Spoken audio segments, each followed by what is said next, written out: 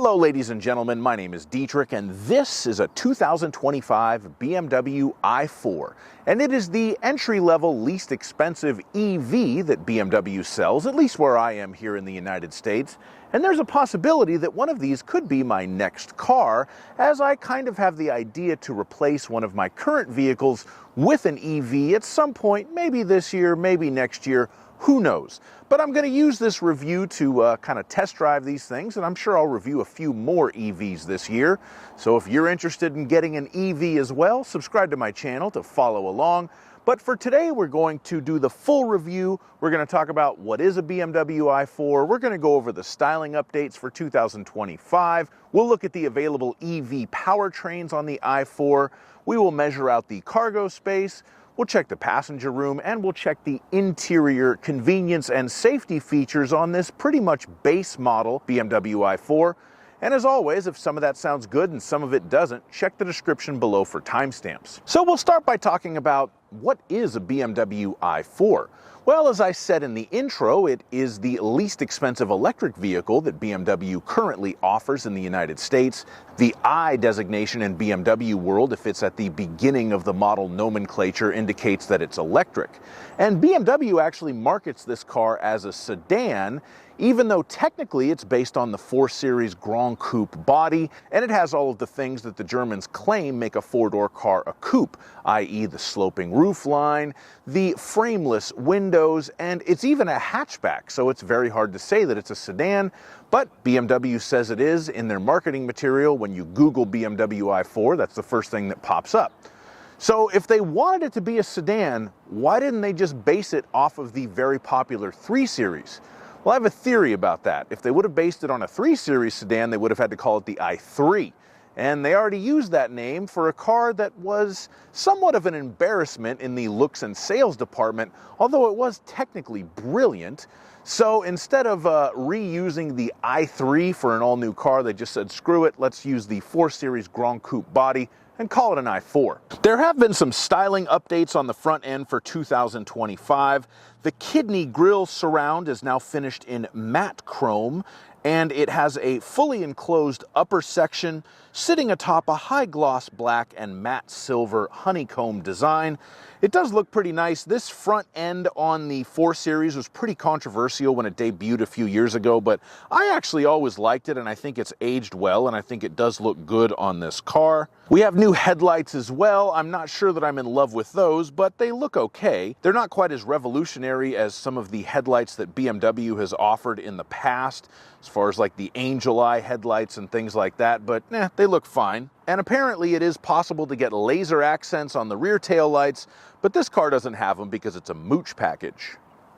Now we're going to talk about the available EV powertrains on the BMW i4. So I've popped the hood, and disappointingly enough, we don't have a frunk like a Tesla Model 3.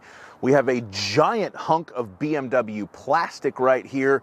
You have access points to be able to add some, I don't know, engine coolant or something. Engine coolant, it doesn't even have an engine.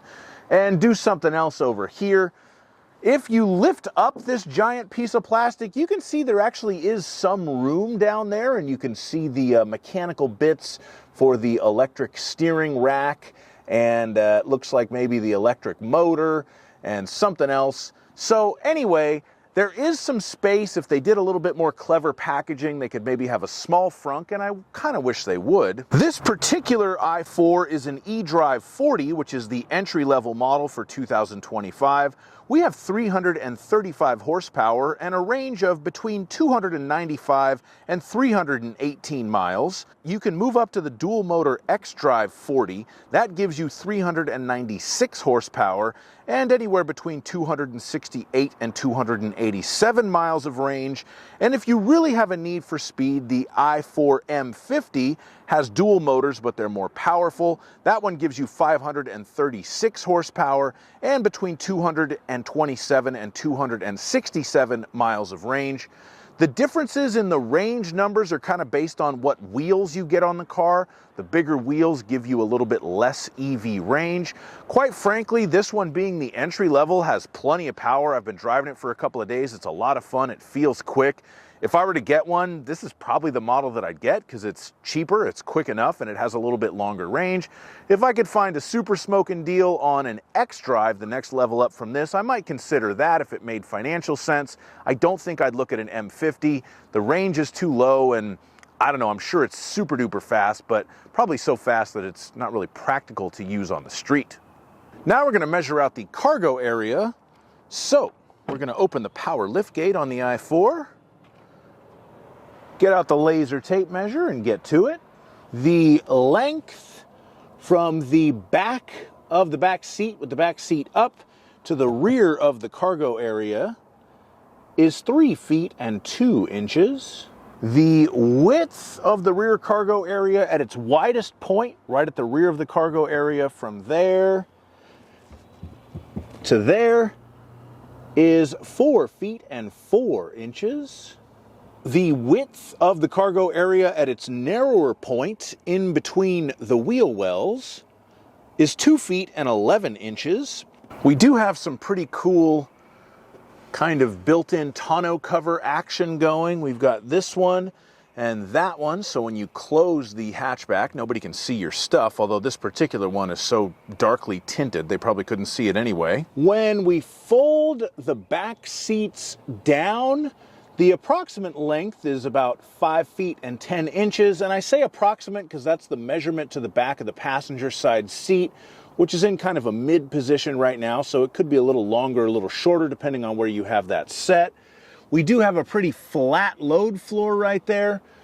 The back seats go up at a little bit of an angle when they are folded down, but no hump to speak of, so I like that. The height of the cargo area from right there to the floor is going to be 2 feet and 2 inches. And if we come over here and measure kind of the minimum height at the opening of the cargo area from there to the floor, we come up with 1 foot and 3 inches. And if you need to lift something into the back of your BMW i4, you will need to lift it 2 feet and 6 inches off of the ground.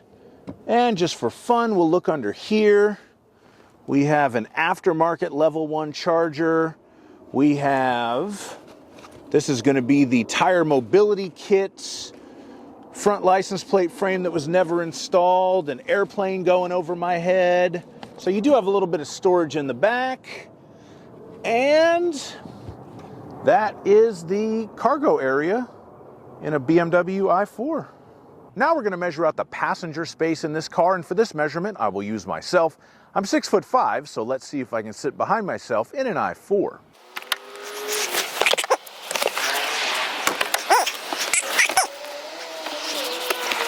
Okay, so the answer to this question is no. I can sit in the front, I have enough knee room, I have enough headroom. If I try to get in the back, you can see the space here, it isn't going to work. I can't even really get my legs in, I don't have enough headroom, but if it makes you feel any better, at least I'm not trying to sit behind myself in my natural driving position. This is where we can see that this car is based on a coupe, but we do have a third zone of climate control back here, so our rear seat passengers can control their own climate, and they can charge their devices with USB-C fast charging. And they have a center armrest with some cup holders. They just don't have that much room. Now we're going to move on to the interior and talk about the features in here, and it should be noted this is a very entry-level BMW i4. I have the build sheet for it right here, and the only factory option of note is the parking assistance package. That gives us the Parking Assistant Plus, so this thing can do some self-parkery. It gives us the active park distance control. So we have the parking sensors that will beep at us if we're getting too close to something and hit the brakes if it thinks we're going to hit something.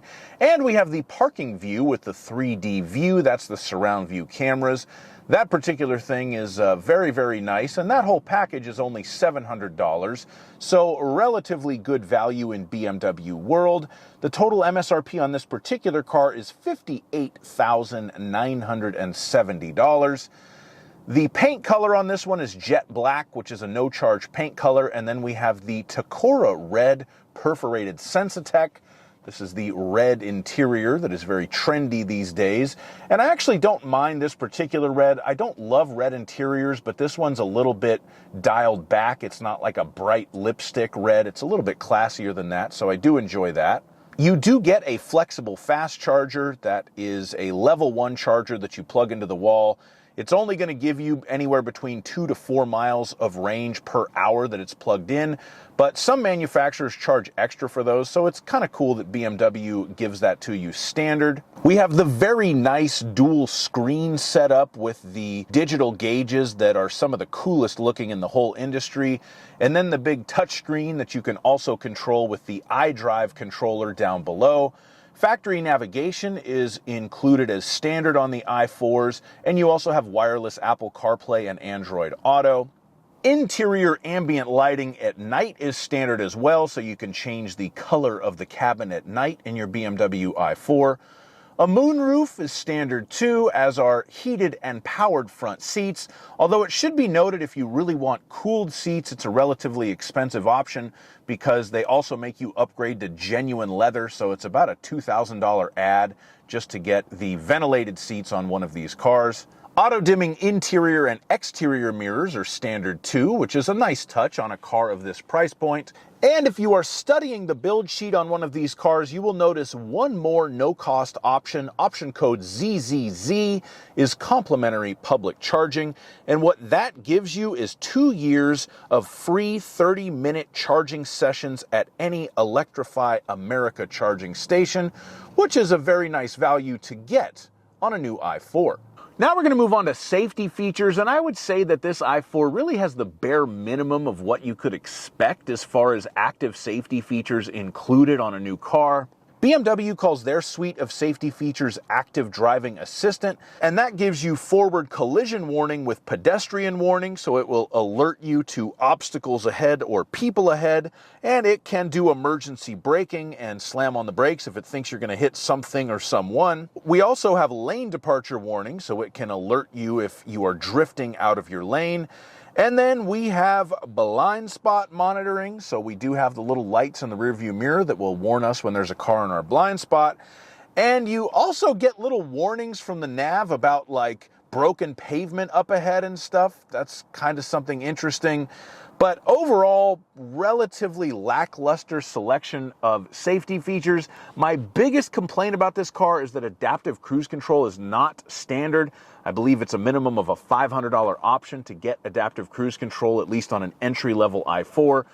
To me, when adaptive cruise control is standard on a base model Toyota Corolla, Honda Civic, Subaru Impreza, etc., that's a little bit cheeky of BMW to not include that, but if that's my biggest complaint about this car, it's a pretty nice car. Thank you so much for watching my review on this BMW i4. I have to admit I've been very impressed with this car over the last couple of days that I've been driving it. And right now it's probably at the top of the list for the EVs that I'm interested in, but I'm going to continue on reviewing them to try to find the perfect car for me. Thank you so much for watching. There'll be a link to my POV test drive video in the description. And as always, please like my video, subscribe to my channel, and have a great day. Bye-bye.